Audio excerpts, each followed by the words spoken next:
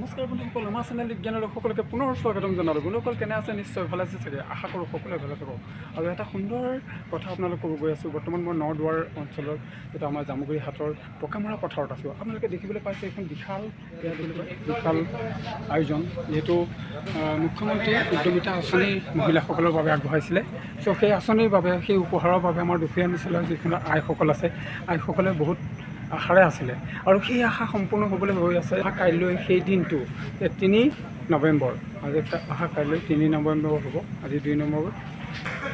মনৰ যিখন আঁচনি, সেই আঁচনিখন আপোনালোকে পাবলৈ সক্ষম হ'ব। তো ইমান ধুনীয়া আঁচনি, সকলোৱে আহিব আৰু সকলোৱে সেই উপহাৰটো ল'ব বুলি আশা কৰোঁ।